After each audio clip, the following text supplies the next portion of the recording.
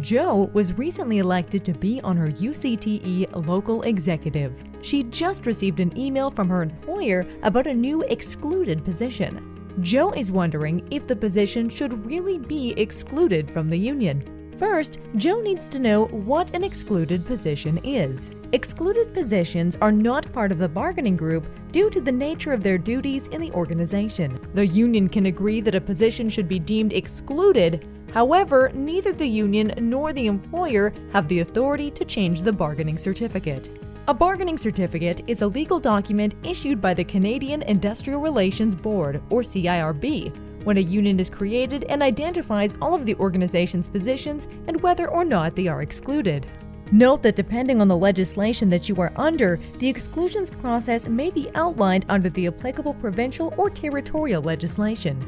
Both the union and the employer receive a copy of the certificate. Locals can ask UCTE National Office for a copy of the certificate if they do not already have one. Now, Joe has to look at her organizational charts to see if this position already exists on the bargaining certificate as excluded. She should also check the collective agreement to see if it says anything in there. If it is, great! No need for anything else.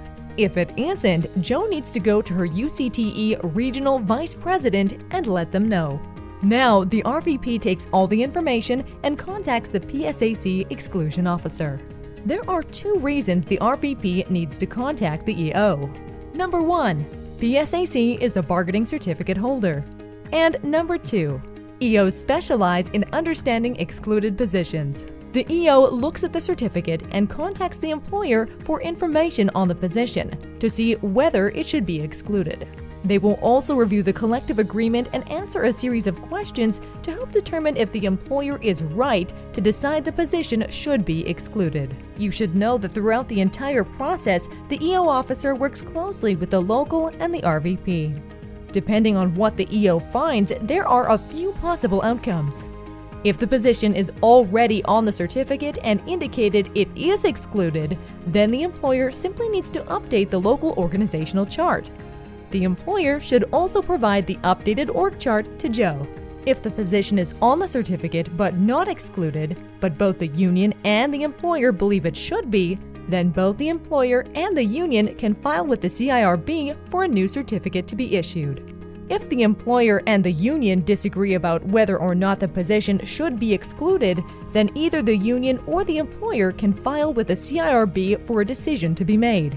CIRB has the final say about either upholding the certificate or issuing a new one with changes. One of the things that Joe should do on a regular basis is check the organizational chart for any changes that are made.